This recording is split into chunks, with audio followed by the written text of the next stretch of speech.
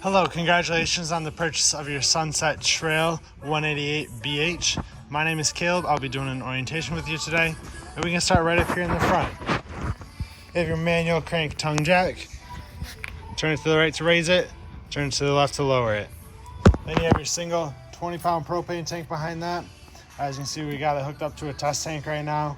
But when you have your tank hooked up here, pigtail's going to go here. Just open up the tank, and it goes straight through your regulator, and it'll go into your unit. Then you have a spot for your battery right here, as well as a battery disconnect. So with this dial where it is now, it's in the power on position. That means your battery is on. Turn this to power off. That disconnects your battery, so that your battery's not getting drained while you're storing it or any other reasons. Head around to the side here. Your pass-through storage goes all the way through the other side and underneath the Murphy bed there. You have your freshwater tank fill for rustic camping. And below that, for full hookup camping, you have your city water connection. So for this, hook your hose up to it, keep the hose running the full time, and that's going to be what creates your water pressure for your freshwater tank. Once it's full, you'll turn your water pump on, and your water pump creates the water pressure. With your city water connection, I do recommend you use a water pressure regulator as well as a 90-degree fitting so that your hose doesn't kink as it's hooked up to here, so that it goes straight up to it. And you see this label here for a quick drain. That is this white pull handle here. That is the drain for the freshwater tank. Just pull it, and that any excess water that's left in there will drain out when you're done camping. Behind this compartment door, you do have all your vehicle information as well. There's VIN numbers, as well as tire pressures and carrying capacities, things like that. Come around to the back here. You have your sewer drain here. Black handle on the left, gray handle on the right. Black handle for the black tank, gray handle for the gray tank. So when you go to drain these, hook your sewer hose up to the drain, put the other end in the drain as well, and then you'll pull your black tank handle first, let that dirty toilet water drain out. Once that's done, pull your gray handle. That gray dirty sink and shower water is going to help rinse the black toilet water out of your hose. Once both of those are done, you can close your gray, leave your black open, come up here to your black tank flush, hook a hose up to here, and that's going to spray directly into your black tank to help rinse off your sensors, as well as get rid of any solid waste that's left in there. You run water through there for 5 or 10 minutes, should be all you need, and then you're good to go after that. Then you have your outdoor shower here, conveniently located by the sewer drain, so when you're done draining, you can rinse off your hands if you need to, just hot and cold water with the shower head. You can also store your sewer hose here in the bumper. These caps pull off, and you just slide your hose in there. It's a great spot to kind of keep it out of the way, keep it from making other stuff smell a little bit. Down here, kind of hidden, is your 30 amp power hookup. There's just a twist lock cord there. I do recommend you use a 30 amp surge guard with that, just to help protect all the electronics inside. As technology becomes more advanced, they implement that into RVs a lot more. And if you have a power surge, a lot of that technology goes dead and you're unable to use it. And you have your spare tire here. Ladder up to the roof, as well as if you're on backup camera prep. Your roof is fully walkable. Do recommend you get up there once a year to treat your rubber roof with a rubber roof cleaner and conditioner, as well as check all your seals and lap sealing up there. Make sure everything looks as it should and everything's protected. And you have your water heater here in the back. This is gas and electric. The switches for that are going to be inside on your control panel. Down here, you see you got your drain. Got the drain cap for it right here. Just threads over top of that. That is 1 1/16 inch socket that'll be used for that. So you just tighten that cap on there, turn your water on, and that'll start to fill. Once that tank is filled, you can turn it on. You want to be sure that there's water in there before you turn it on. Otherwise, risk burning up your heating elements. So to check that there's water inside, pull on your pressure relief valve here. A little bit of water will come out of there. That'll signify that you have water in the tank. And we can take a look here. You have your outdoor mini fridge right here, as well as a little storage area. All your compartment doors are held up. These little holders, they just snap into place. That tab drops down on them and they're secured. To release it, push up and pull towards you. And you have the back side of your refrigerator, this vent here. Turn these two tabs, pull out, where you can see the back of that there. Really shouldn't have to mess with anything back here. It's more just easy access for any service or maintenance work that ever has to get done. I would recommend though that every probably a couple years, every like 3 to 5 years, you kind of clean this out. Just use compressed air or something like that, or just a microfiber towel and wipe it down, because sometimes debris and other things can get into there and just kind of get in the way of stuff and make it run, or make it a little bit more difficult for the fridge to run. Then we have the back side of your furnace here. This is the exhaust for it. It's gonna blow out hot air when your furnace is running, so just be sure you're not blocking it or putting anything in front of it that can melt. You have leash holder here, as well as a bottle opener built into that. You have a power awning on here.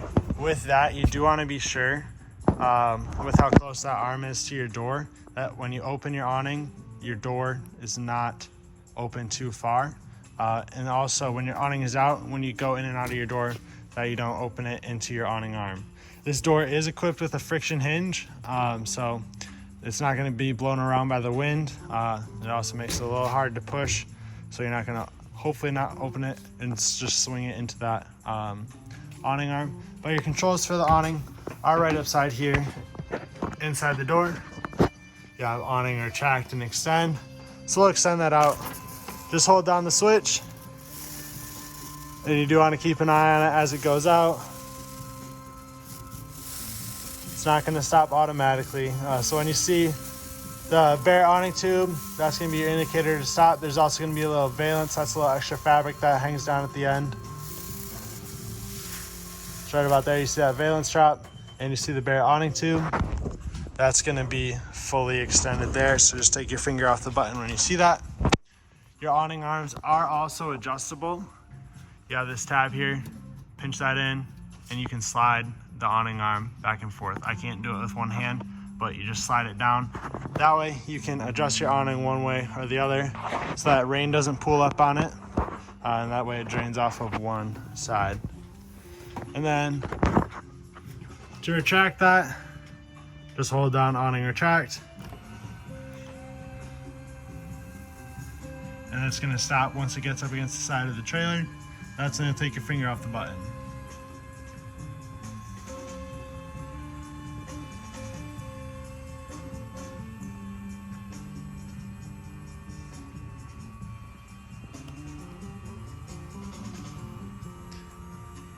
Once again, when you run this in, you do want to be sure that your door is not open too far, because when you're running it in, your awning arm is going to come at it this way, and it's going to hit on here, and it's going to damage your awning arm if you have that door open too far. And the last thing out here, we have the other side of that pass-through storage. So you got a crank in here. That is going to be for your stabilizer jacks, which you have 2 in the back there. You can see those are down right now. Those are for stabilization only, not for leveling. So when you level your trailer, or when you get unhooked and want to level your trailer, to level it front to back, you raise or lower your tongue jack there. And then to level it side to side, you'll put boards or blocks underneath your tires, whichever side is the lower one. All right, and we can head inside now, and we'll go over some controls in here.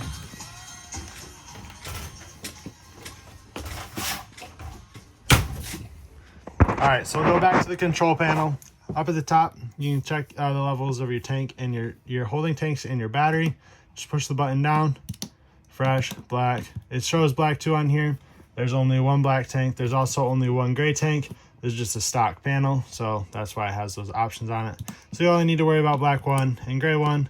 As those tanks fill, the lights will light up corresponding to what level it's at.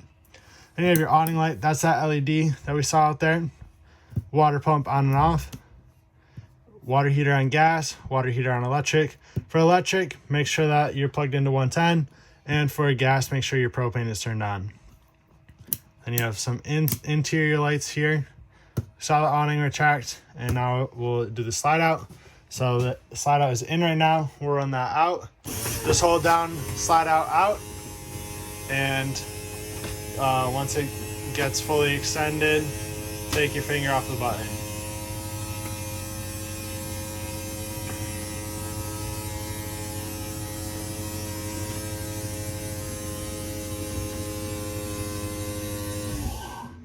All right, so you hear the motor stops. Once it's fully extended, that's going to be your cue to take your finger off the button.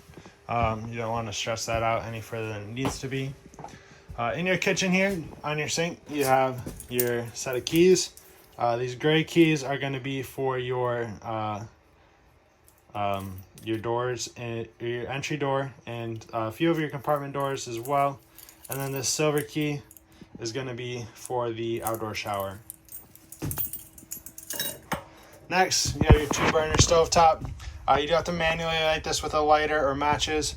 Make sure your propane's on. Turn it to light, and then just light it that way. I would recommend with this cover to wait for those burners to cool off before you close it. But with it down, you do get a little extra counter space. Just be careful because that is glass. Then you have your microwave up here, standard. You do need one for that. For your refrigerator, it is gas and electric. Turn it on with the power button, obviously, and then the green light will indicate that it's on. And we can click through our modes. So right now it's on auto. That's what that A stands for. And it's auto running on electric. That's what the little plug is.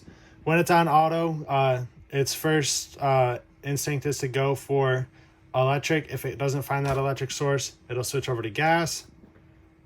If we hit mode again, you can run it strictly off electric.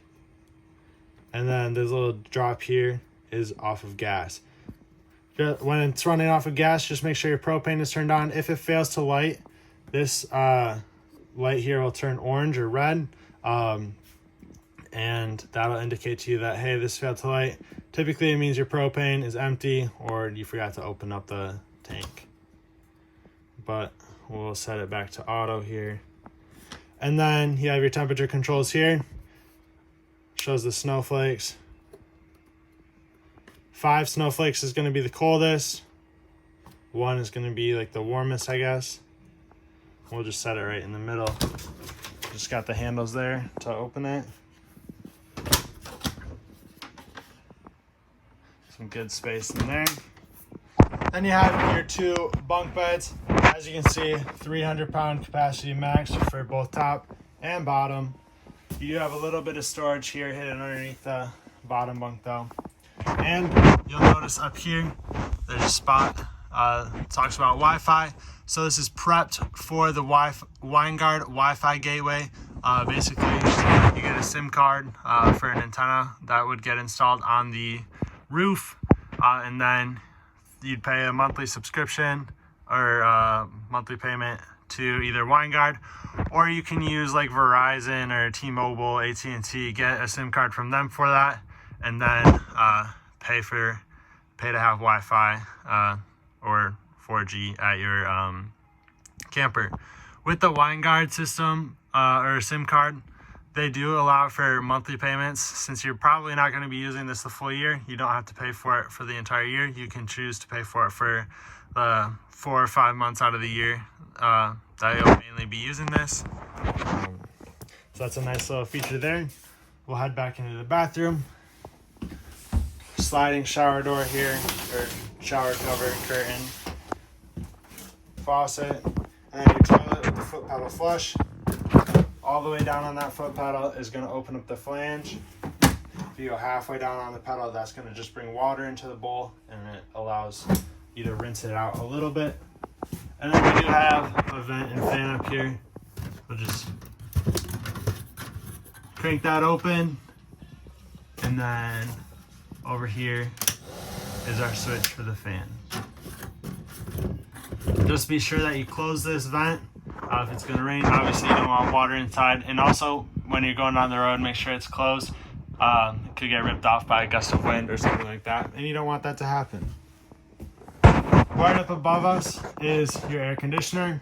The controls are right on it. You have your temperature dial here. It shows red like hot. It's not going to actually get hot. It's just going to be warmer air. And then your fan controls here, so you can do low fan, high fan. You can go to cool. We'll come around to this side so you can see, feel it blowing out on us. And then cool on high. And then back to off. There are vents up here on both sides. This little dial right there, that's how you open and close those. And there are filters up here on both sides as well that you can take out, clean, and reuse. You have another vent up here. This one does not have a fan in it, so it's just crank to open. Same thing. Just be aware of what you're doing so you can close that. Right here is your controls for your furnace. So up at the top, this little lever is your on-off for that. So to the left is on, and then at the bottom, you have a little slider here for your temperature. All the way to the right is going to be hot. The left is going to be colder. And you can hear that kick on right there. That's where the furnace is located. Next to your furnace is your breaker box. So you have everything labeled for you there. All your fuses are labeled there on the side. If a fuse were to go out, there will be an LED that lights up next to it so you know which one is bad. And you'll be able to see that through the little window there. You have your booth here with USB charger in the back. This does fold into a bed. I'm not going to be able to do it with only one hand free, but basically it flips up into those tabs. So if you pick up on the front, that's going to allow the table to release from those tabs, and then you'll fold this leg up and that table is going to rest on this ledge here on both sides. You'll have to move these cushions out of the way. And there is also a little bit of storage underneath here as well. Just remove the cushions to access that. Then you have the jackknife sofa up here. Pick up in the middle, pull out towards you. You could lay down on that if you wanted to. Otherwise, you can fold out the Murphy bed. So just undo the lock, lay that down, and then you'll fold out the mattress here, which is a tri-fold. And you can see now you have your bed area, little nook up here in the corner for it. And you do have some lights up there as well for you. When you go to close this up, just fold that mattress back. It'll pick up on the base of the bed and slide the lock into place there, just like that. And then we can fold up the jackknife. With the jackknife sofa, just be sure it's folded up before you go to bring your slide out in. It's already pretty close as is. It's not gonna hit, but if you have the jackknife laid down flat, it's for sure gonna hit your slide out if you try and run it in, and that'll damage it. You have your TV here as well. It's a TV radio combination. So you have a few extra controls here at the bottom. There it goes. Your hookups for that are all up above here. So right now it's on the radio. If I hit my source button here, I can click through to TV. And it's gonna switch to TV. Don't know if we'll get channels inside our warehouse here, but we can at least try. You'll have to do a channel scan anyways once you get back to your house. But yeah, if we were outside, we'd be able to get channels on here. And then you have your other controls. You can tune your radio, start and stop stuff, change your volume here. Yeah, it's pretty straightforward for you. So that is going to be everything for the inside of your unit. I want to thank you for purchasing at Terrytown. We appreciate your business and congratulations.